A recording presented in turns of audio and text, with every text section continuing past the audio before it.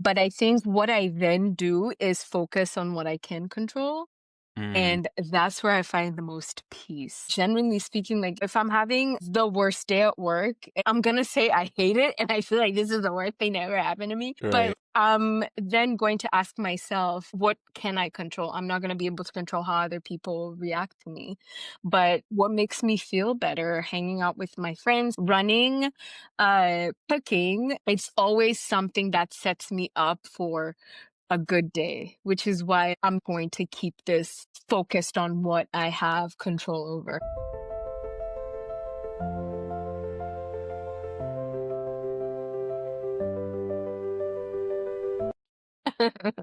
Today's guest is someone who I know personally, and she embodies curiosity and presence in such a grounded way.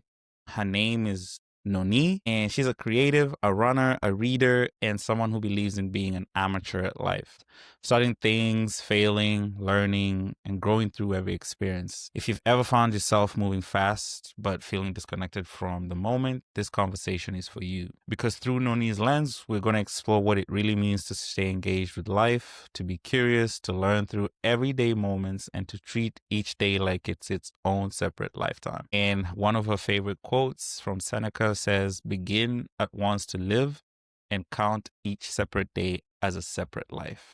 Let's dive in. Noni, welcome to the show. So happy to have you here. Thank you. I'm so happy to be here. Your smile is contagious. We're going to start with that. Thank you. I appreciate. Happy to have you. How are you doing today? I'm good. Yeah.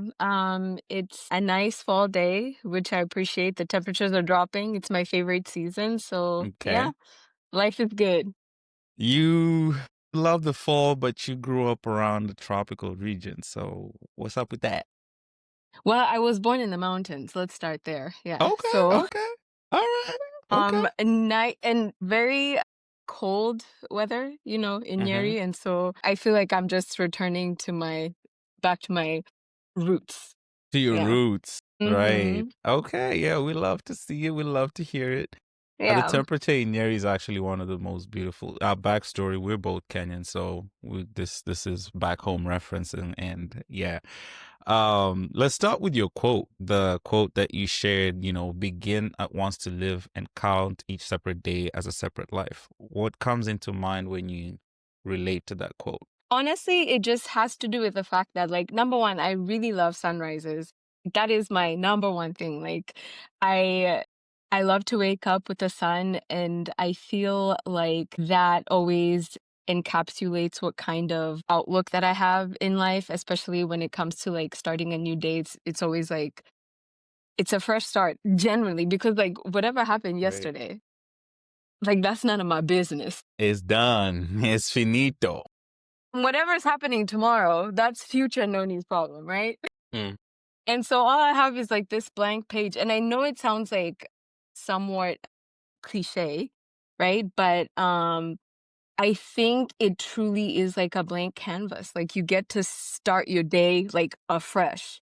And so I think and Seneca being one of my favorite philosophers, he wrote The Shortness of Life, which is a text that I refer to like all the time, is the fact that, you only get this one chance. And you don't know tomorrow. You don't know like the next Again, hour. as cliche as it sounds. It is there, and the thing is, like, I'm always telling my friends and family, they're cliches for a reason, right? We had to repeat them over and over again because it makes sense. So Right. yeah, and so like that's why. So every day I'm like, it doesn't matter. It's a new day. So Yeah, like the framing, there's so much that you just shared in a little quick intro. And my initial one is sunrise, like your affinity for sunrise. Have you always been a morning person, or was it something that you enjoyed as you grew into the version that you are today? oh my gosh, yes. So okay, so tying this back into my childhood and where I'd go see my grandparents, I used to wake up early whenever I'd see my grandma so that we could see Mount Kenya. And then another Mm-hmm. fun fact about me is that I love mountains. And so I feel like it really ties into my entire personality. The fact that, Right. I've always been a morning person. And my mom did not like to see people sleeping late. Like My gosh. Yeah. I think it's an African household thing. Imma speak for moms here. If she wakes up and she doing her thing and you're still in bed, It's nah, crazy. that's Like, why are you doing nah. that? So I can relate. I keep saying my entire adulthood is just me returning to the kid that I was, and so part of that I always liked mornings, except school. You like mornings when it's slow mornings and you're doing the things that you wanna do, but when it comes to responsibilities, I don't know about all that. Peak adulting, you gotta wake up for work and it's like a freak. As you said, a big part of growing is to understand as you age, you're reconnecting with yourself, which is what I refer to healing, the Mhm, process of reconnecting to your roots. It's mhm, so important to be mindful and try to connect the dots. I usually encourage people to write down the things that they were passionate about when they were kids. Somewhat, somehow, you'll find a mhm, connection with the version that you're becoming. It's a exercise I did one time, one random Saturday night, mhm. and that's what led me to start a podcast, which is so crazy. But I digress. Seneca, like I'm curious, when was the first time you came across his work, and why do you have such a deep affiliation to his? One of the first texts that I read was on the shortness of life and Seneca, and there was just so much emphasis on how you only have this one shot. There's no second chance in this, and so This it's is it. you have to do it right. And when I say right, I mean it just you have to give it your all. To answer your question, always about giving it your best shot, and that's what Seneca's entire philosophy was. Right. I You feel don't get like another shot. I feel like you're so right. I always reference it in the way of like you have this one chance to shoot a blockbuster and you're the director. So you only get one chance to shoot this movie and Mhm, it's up to you to make it a blockbuster or just another movie that everyone is going to scheme by and say, yeah, not a mhm, memorable thing. So mhm. you have to treat it as, you know, you're the director, you're producing a movie that you want people to leave the cinema saying, and this is where legacy comes in. Man, Right. that movie changed my life. So when people come to experience you, I started realizing I want to have an impact on their lives, not necessarily Mhm, from a selfish standpoint, but a standpoint of like, I left humanity in a better place than I found it. And it just encompasses being bigger than you. Cause I think as mhm, society has evolved, we tend to like focus so much on me, me, me. Most people that I meet that are in a better place in life are people who think beyond themselves. They're either trying to find solutions for the greater good of humanity or greater good of their family, greater good of their partners, whatever it is, it's not always just about them. And mhm. I could agree to what you're saying. Like you just have this one life and just make the most out of it. I think you said you like being an amateur of life, you know, and Mhm. I'm curious to know in what stages of your life have you been an amateur and you've evolved to grow beyond being an amateur in your own lens? Okay, so tying back into the fact that we only have this, one chance, I constantly reference this thing where I'm like, Noni just be doing everything. Like she just be doing anything. And so I truly think because I don't know what tomorrow's gonna look like and I don't know I can't predict the future. I Mm, think for me, what that then fueled as I started to discover myself more is like I love to try new things. And so um it really does make me like very excited to experience new activities, new places, new people, just mm, anything that is outside my comfort zone. And that is like the biggest one. Like every time I feel like something is making me scared mhm. or like anxious I'm like, okay, now I really gotta try that. So I'm actually curious because we both have a background of growing up in Kenya and then moving mhm. abroad. What like for you? It was just me. I was scared for sure, but also I have this whole thing where I'm like, I'll figure it out. Future Noni has so much that she can figure out. And like Mm, whenever I feel like I'm too scared to do something that I don't know what the outcome is, I procrastinate my fear. Where I'm like, right now I have the capability of going to the US. And so I'm gonna do that. And then in terms of figuring out how to settle and how to navigate an entire new country, especially when I've spent my entire life in an entirely different space. Future Noni, she's gonna figure it out, and she always has. I'm curious to understand that transition. Were there lessons that came during that period that shaped this version of Noni? Of course, future Noni will always figure it out. But if we go back to past Noni and you Mhm. talk to her and you look back, what are you telling her in those moments of trials and tribulations as you assimilate to a new country? Okay, buy stocks. That's the first thing I would tell her.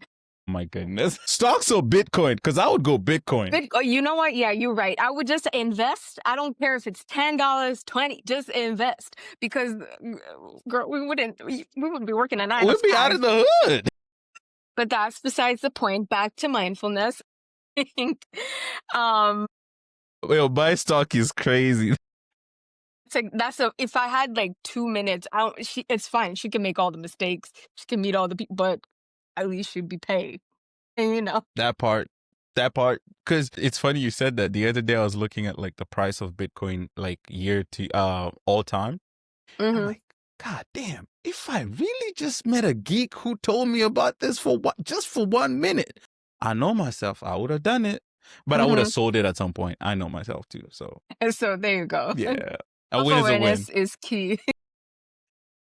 uh Honestly, the one thing I would do is give myself more grace because I think that was the one thing that ever since I turned 30, I've learned Welcome to so the much. club.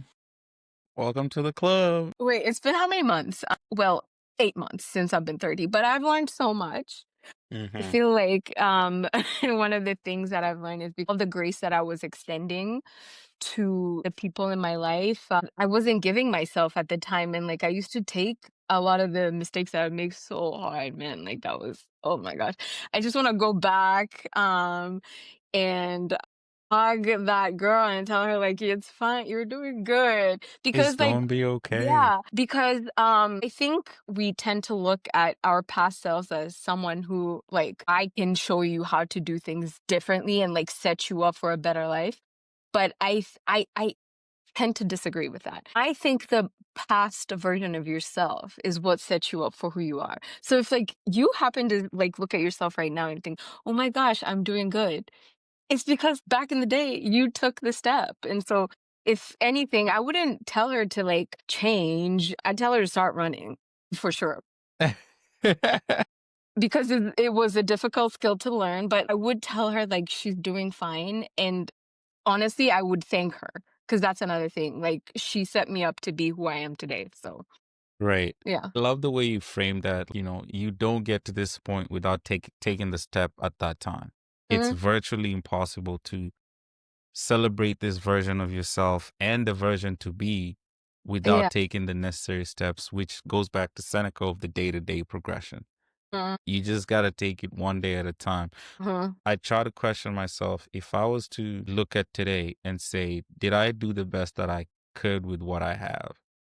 That's my question at the end of the day. Like, did I Mhm. send that email? And it doesn't necessarily even have to be like the tasks or to-do list. Did I experience life at the level that I want to experience life? Is this the best experience I had today? Yes or no? Exactly. And it's very subjective on a day-to-day basis. It's not going to be the same. So Yeah. again, that mindfulness factor just comes into play. I want to take you back because I'm a big believer of growth. Is there Mhm. any experience or learning opportunity that you went through that fundamentally shifted your perspective in life at the time? Wow. Um, that is that's a really good one. There's so many moments I can think of, like at the Give top of me, my give head. me, give me top two. Give me top Top two. two. Yeah. I think, all right, let's see, one that relates to me. I think the biggest one was moving out here. I have the best family. Like my family is everything to me, and Mm-hmm. I have their support and whatever, but not being close to them every day was something that I took for granted. Oh my god. And that's why like they keep making fun of me these days because I'm so sentimental. Like every time I'll talk to them I'll be like, "Oh my god, I love you so much." And like I want hugs all the time.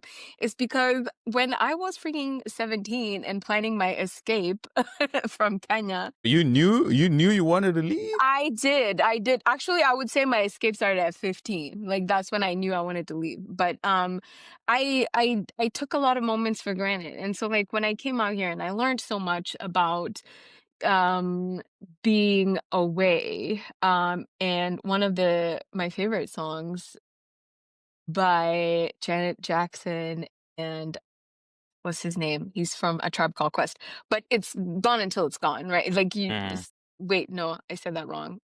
Hey, yo, Janet, don't cut them checks. Do not cut them checks. But it's a song, right? Like that talks about Yeah. like you don't know that you've got you don't know you got something until it's gone, right? And for me, it was my family. We were very close, but I didn't realize how much I valued them until I came. And because I made that step, I'm grateful that I did, that I came out here because it has changed my life in the best way. I think if you touch base your relationship with your sister, is that the only sibling that you have, or you have other siblings Yes. as well?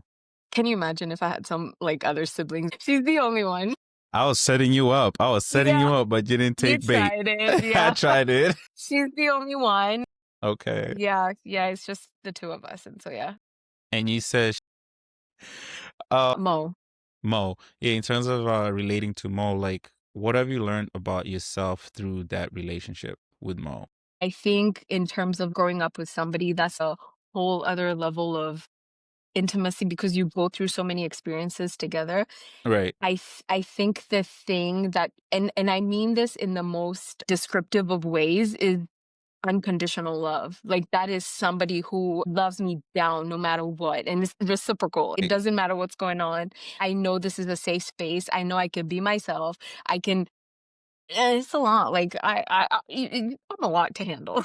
Like I'm I not mean, gonna cry.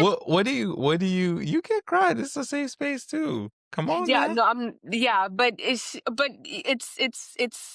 that. It's that whole uh space that she has created, and she is older than me, and What does unconditional love mean to you? it's unconditional. By definition, it's the fact that I I don't have to perform. I just have to exist. One of my favorite pictures of us is like I think it's probably like the day I came home, and you can see in her eyes like how like my dad's handing me to her, and you can see how she's like concentrating on making sure she's holding me right. And my mom always tells this story about how she was so plugged in as an older sister. And so I think about that picture every single day. She's going to be so mad that I'm talking about this, but like I really think about it all the time because it really encapsulates like then our relationship and what kind of friendship that we have. Like we're not just sisters. She's my best friend. Right. Yeah. I love that. I love that. Like straight from birth, she was there. Real one for real. Yeah. Real one for real. So, um, I love that you have somebody who understands you inside out unconditionally, because it's so Mhm. important to experience that. And I'm curious, like outside of family, Mhm. do you have relationships that mean just as much to you? My gosh, my friends. And it didn't start like like I didn't make my first friend in the States. Like No, oh, of course. my friends and I've had really close relationships with my friends from I want to say like from childhood even to like high school and then post high school like before I came to the US. I think because my mom was very intentional in making me and my sister friends as siblings, it shaped who I was as a friend, right? Because I Mm, was able to maintain my friendships through time and distance, even to this day. Like, I've had friends that I've known since I was like 5. And so, like, right, I still loved like, I still maintain those friendships, and I'm still very close to all those people. Of course, in different ways, and life has a way of reshaping how you, associate with people, but we're still close, and so, for me, I think sorry, and even moving into adulthood, like, there's, like, friends that I've made, right, that are such huge, they play such huge roles in my life, and I hope that, like, I do the same thing for them. I like right. to think that I do, right? It's that, like, it's made me like, I love to be intentional with my relationships, and so, like, when you see me, like, talking about, the friendship that I have with my sister, it's really what shaped the kind of friend that I am to my friends and the relationships that I have with them where I feel so connected to them even despite the time and the distance. Like every time I connect with them, it's like we were just together. So Right. And I think that concept of time, friendship, and everything in between is such a challenging thing as you grow into adulthood because as you grow, you start to realize community is not something that is just comes to you. You have to also yeah. go out there and seek it. Right. Mhm. And in the process of seeking community, there's a version of you that will come out that you didn't necessarily know because Yeah. for the most part, we have a core group of people that we know. And then as Mhm. time goes on and we develop different interests and different environments, they start to trickle us into other people's like Mhm. journeys. So my question to you, you experience your sister with from like an unconditional love standpoint. When you're experiencing your friends, do you have tiers of friendship or do you have this one universal blanket of like, if you're in Noni's circle, you're covered? You know what? You just nailed it. Like if you're in my circle, you're covered. I think the tears creates this sense of or this level of like, am I closer to this person or am I? It creates a sense of like obligation. Like that means if I'm closer to you, I have to spend this amount of time speaking and spending time with you. And I think that if there's one thing that life has taught me, like how vast, number one, like even on a physical level, like if you think about how vast the world is, right? There's so much you can experience. Like I can't say that if I like mountains that I hate beaches. No, I love the beach. Mm, And mm. so I think if you look at life in that like one lens where it's like there has to be a sense of like closeness with this person and this other person isn't as close, creates I feel like then it creates like a sense of inequality, which I don't think that human emotion is designed for. Right. I want to use this as an example to capture how I view my relationships with my friends because it was such a great example. I just finished my run and then she called me and I always take a long walk after my run and so like I had the time and the space. So I answer the call and then she goes, "Oh my God, I didn't think you would answer, but I'm glad you're okay." And then Right. she's like, "But let's catch up. Like there's so much going on." And then 2 seconds later, something urgent pops up. And then Mhm. she's like, "Oh my God, I'll call you back. I need to deal with this." But she was like, immediately she said that she was like, "I love you so much, and I'm just so glad you're okay." And like, just the usual like, Right.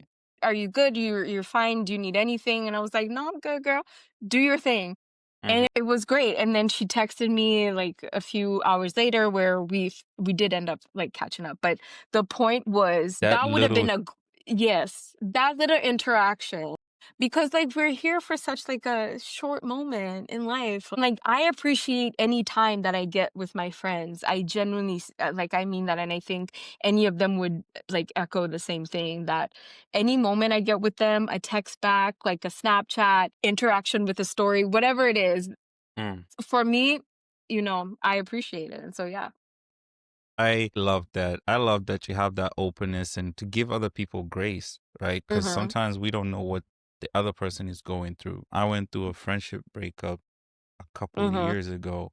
We ended up reconnecting though. But I That's remember at good. the time, I was so hurt because I'm like, Mhm. my friend is the type of guy who he never expresses himself. Mhm. So he keeps things to himself. So I was like, did I do something for 2 years? I was like, Wow. damn, Huh. did I?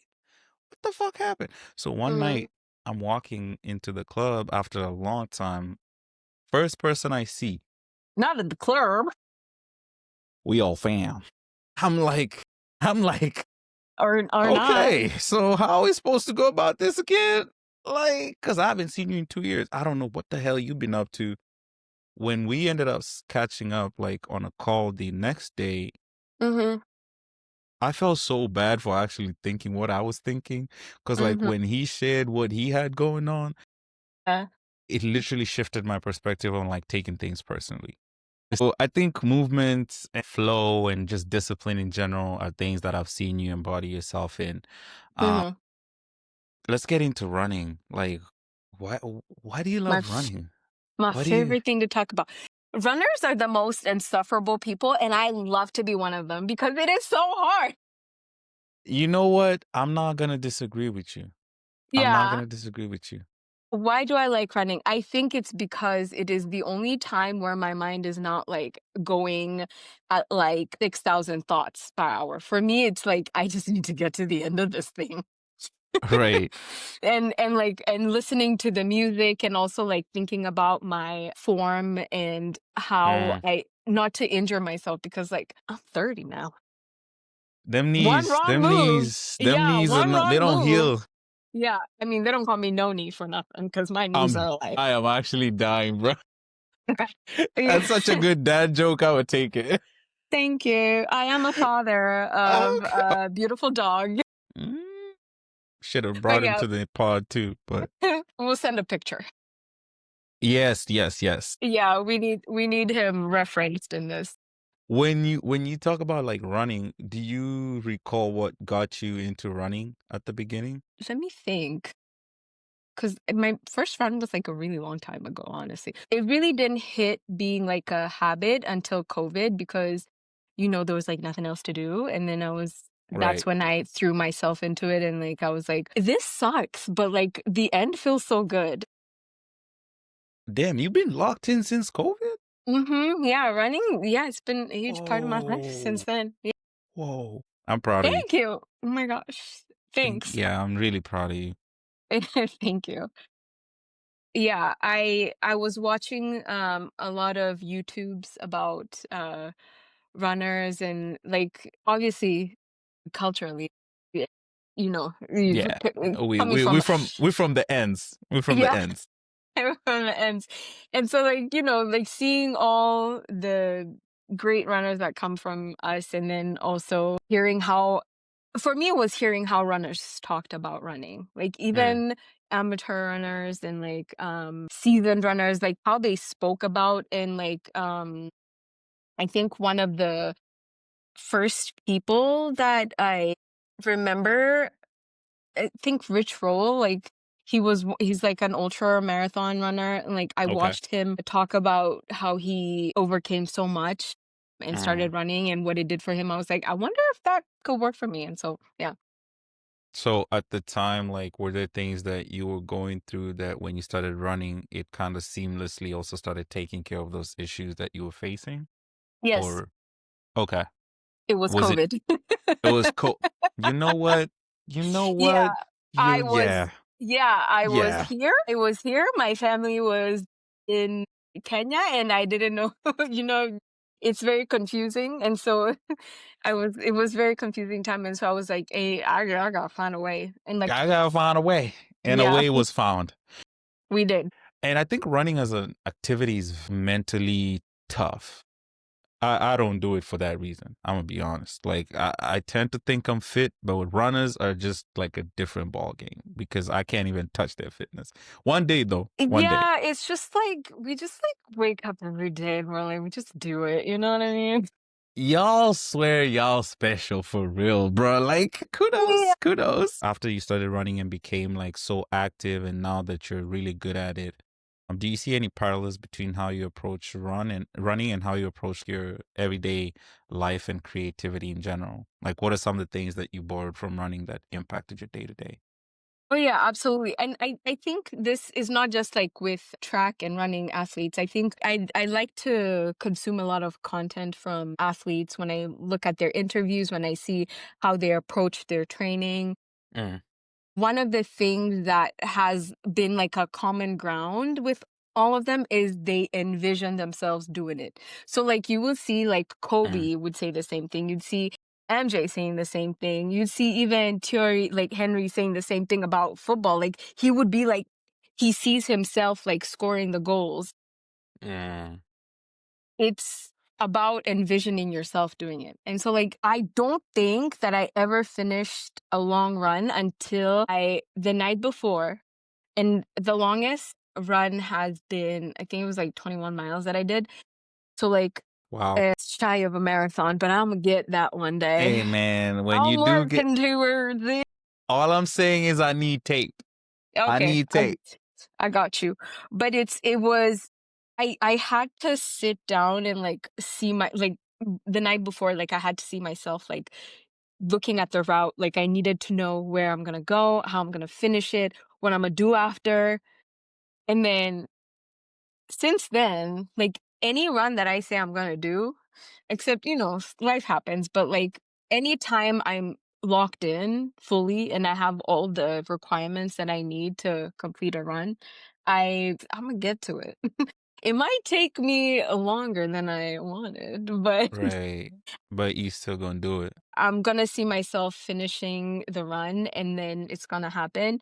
And in the same way, it's guided so many of my steps. Like if I say like honestly, like tasks and like, cleaning, like doing the dishes and like especially the dishes, like I I love, I am love, I love that you brought it back to just everyday life because I was thinking yeah. you're gonna go into like a visionary statement right now. But I love Nah, that. man, it's like every day. Like if I say I'm gonna fold this laundry, like I see myself actually putting it away and then I'm gonna do it. Yeah. No, it seems so like it seems like very woo woo, but like it's very Rah effective. rah, woo woo. It's I swear it's so efficient because like and I'm not saying like I'm 100% every day, but like whenever I do lock in, you know, Right. it's gonna get done because like I saw myself doing it. And so even with work tasks and everything and showing up for my friends, uh spending time with my dog, etc. All that stuff. I'm gonna do it because like I see myself doing it. So that's how it shaped that. I love that. I love that. And I Mhm. think I'm definitely gonna incorporate that into like the everyday life because I tend to only do that when it comes to like personal visions and desires. But I think you mentioned something that I've honestly seen the last couple of weeks. Like if you can see it in your mind, you can actually Mhm. do it. Like Oh, for sure. once you envision it as an idea, Huh? all you got to do is execute to get it done. And 95% of the time, you will be able to do it. Exactly. You will That's be able to do it. The the Chicago difference is, though, Marathon. No, okay, go time ahead. out. The Chicago Marathon and Kipchoge and like that's one of the first things he said. Like Hmm. he spent the like his entire training to like break that sub 2 hour marathon time. I think when he broke the record, it's sub Right. 2 hours. I think It you know. is. Yeah. So he constantly spoke about how he saw himself doing it cuz like he in his head he's like he was envisioning the entire path and everything that it took to get to that and it was like that is so key. Even even when you're training, like when you're training, it's like you're mentally mapping the pathway. Like Mhm. this is what I gotta do. This is how many things I gotta do, and this is where I'll do them. This is exactly what I'll be doing when I'm doing them. And it's so crazy when you now put Mhm. into motion. It's like Yeah. I've seen this before. It's like you created a simulation for the damn thing, and that's Yeah. why like your subconscious comes into play. And it's like when something happens, and you're like, oh, I knew that would happen. No, you didn't. You just mapped it out, and it just happens to happen that But you you actually knew, did. even when you knew that it was like, even if you knew in a different dimension, you knew it was gonna You happen. So knew. like it happened. So And you gotta be careful because that can be both for good things and bad things. mhm. Because our minds are very, very tricky. Like you can program your mind to see things for success, or you can program your mind to see things for failure. So like the Yeah, negative self-talk that you say, like, okay, I want to do this, but I'm not really capable. That's not good for me. Imagine you're not gonna be able to do that. But if you actually see yourself doing it, it for becomes sure. paramount. I can't even imagine like I'm doing a freaking podcast on a camera. I could never speak to a camera. What? Hell no. God forbid. But we're here and we're Look at grateful. you, So yeah. I appreciate that. So I'm glad that running has kind of showed you that mental visualization that and how key Mhm. it is to just find your way. And in terms of also just like physical well-being, I think when you're doing a run, a marathon or a long distance or training for this kind of things, there's definitely like a point you reach where you feel like you've plateaued, like whether if it's your pace, your time, all these things. Like, how do you get past moments of like feeling stuck? Um, Oh, that's a good one. I think I love when people say that's a good one. It makes me feel like, it's yeah, you're like me. Did I do good? You did. Good job. appreciate you. I think especially with running, w- I genuinely don't think there's anything like a bad run. And it took me a while to get to that. It's impossible to have that. And so like with that mindset, even when I run like the slowest, that I have like this, even if I just run for 1 mile, half a mile, and there's like days, there's been like months where I will run only like half a mile or 1 mile. Like it doesn't define who I am as a runner. Like I know, like Noni from 7 years ago, she would have been like, "You're running. What are you doing?" But Right. here we are. We love it. We love the attention we get from running. Every time we're outside and you're imagining people in their cars seeing you run, you're like, yeah, Yeah, just like out here running. getting my steps in. What did you do today?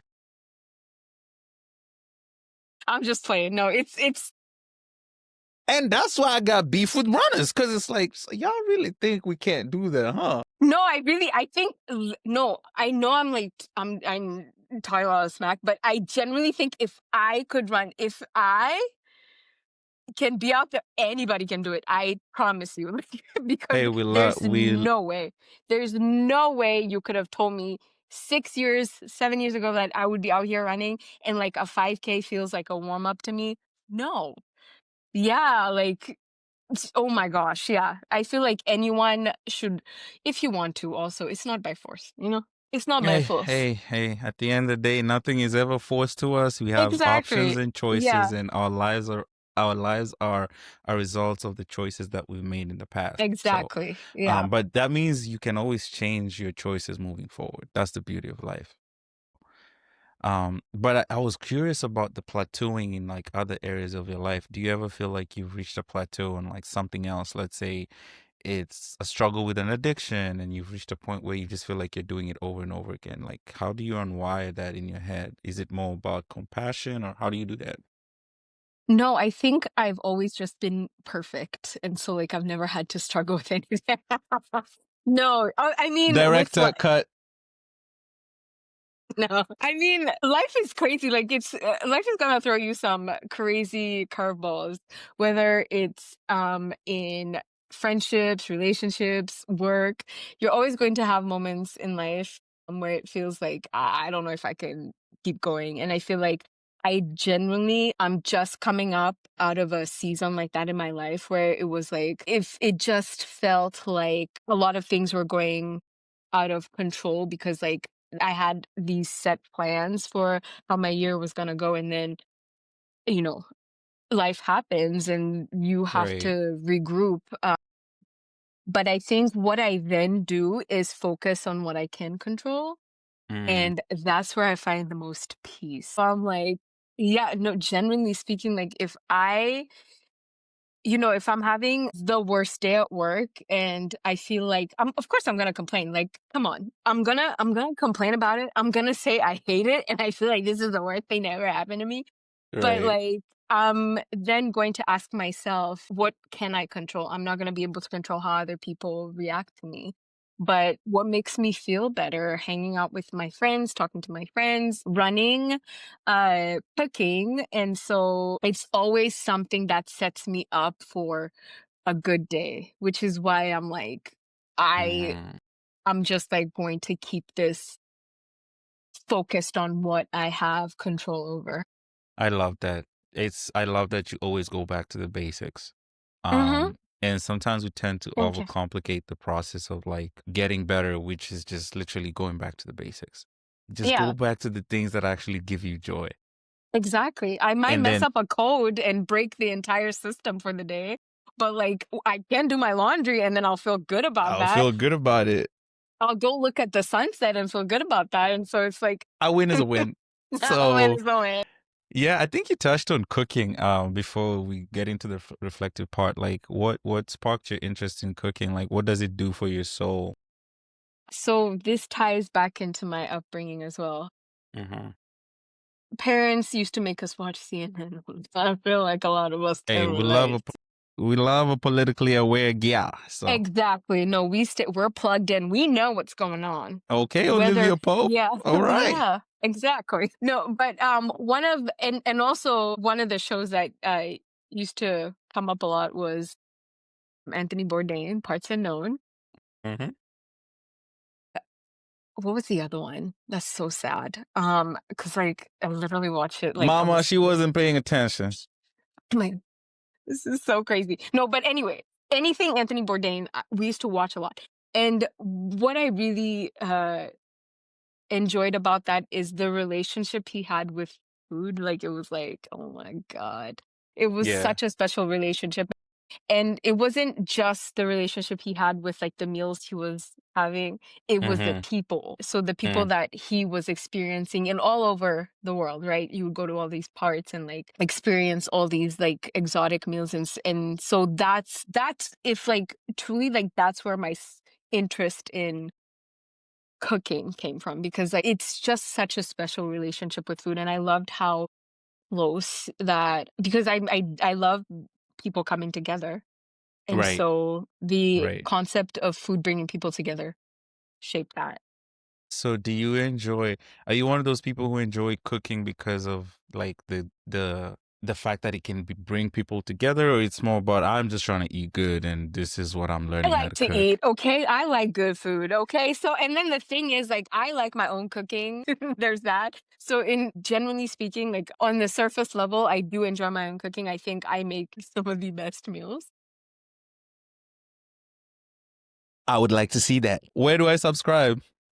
Because somebody got to be the judge. It's true. I've never had any complaints, so it's not just me saying that. Yeah. We'll make it happen. We'll We'll make do it a happen. limitless stories cooking edition and then I'll make Content something. hub is what I'm saying. Right. Exactly, you see what I'm saying? Right. Right. I Forward see the vision. thinking. That's what I'll be doing. I see the vision. I see the vision. Yeah, so but I also do love that aspect because my community and then this is expansive. Mm. We've like always bonded like through food and like experiencing like whether it's restaurants or like food shows or even like our favorite aspects of food. Like one of my really good friends, like one of the things we bond on the most is the fact that we both really love sweet treats. Like I cannot eat a meal without having a dessert. Like I can't do it. Wow. And Wow. so yeah. I'm not judging, but I'm so happy that I wasn't wired that way because yeah, I don't believe in people who don't like sweet treats. I don't think it's actually legit. I don't really eat. I don't eat dessert. Like even at a restaurant, like I have to be unless like I'm forced to. I'm good. Like no. it's never been a part of like my MO. I'm just I gotta have a sweet treat. It's like my thing. I think it's a thing for a lot of people. Yeah. Trust. So yeah, as we reflect on like the journey of like your upbringing, the things that you love, I think there's a lot of like mindful and presence in your life that I really love and adore. Hmm. And my question to you would be just, how do you remind yourself not to take time for granted? Going back to sunrises, think whether or not it's like, and I feel like if anyone has experienced like me in any time and space, whether it's through social media or like in person, I'm always talking about, look how pretty the sky is. No. But you really do Yeah. be experiencing some magical sunrises. I'm not gonna lie. Like some of them, I'm like, God damn, I wish I seen that.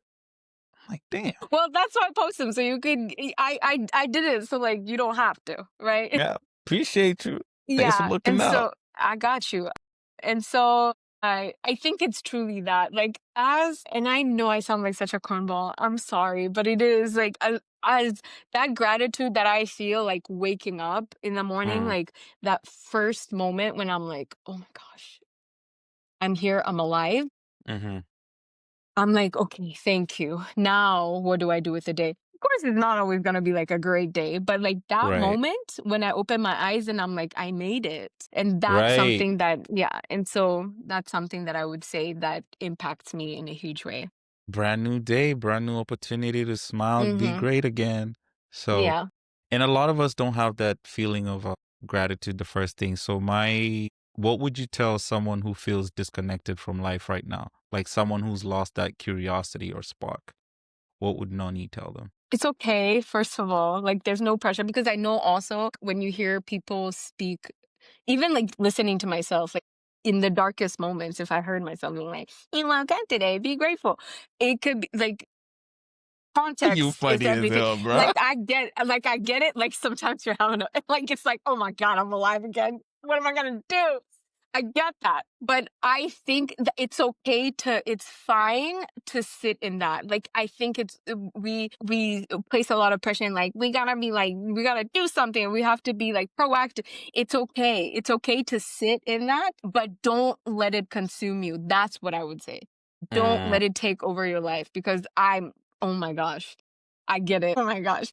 Listening to this kind of stuff, like, at the wrong time it can have the opposite effect, right? 1000. Exactly, and so that's why that's what I would say. If you're having trouble, like, seeing the, positive side to things, it's fine.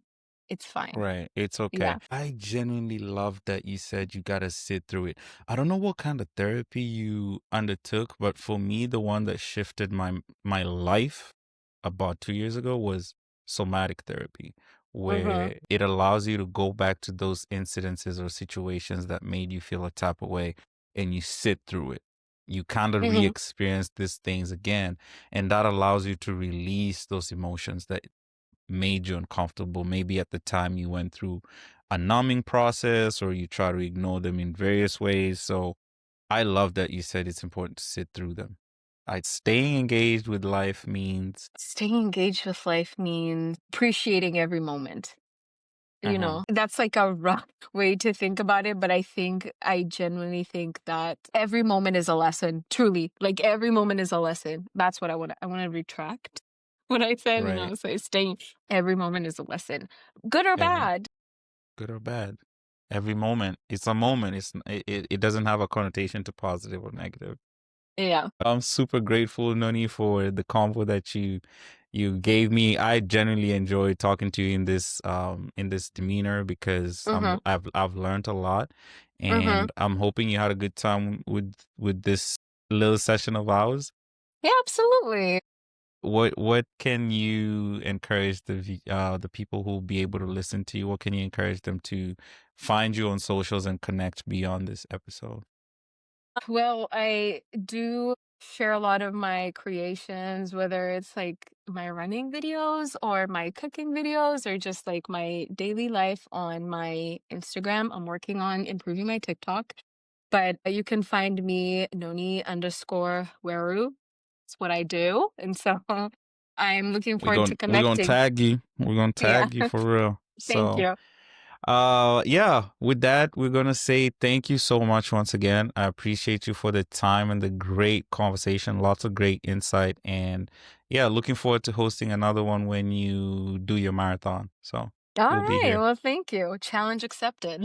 Okay, All right. adios. Okay. Bye. Bye.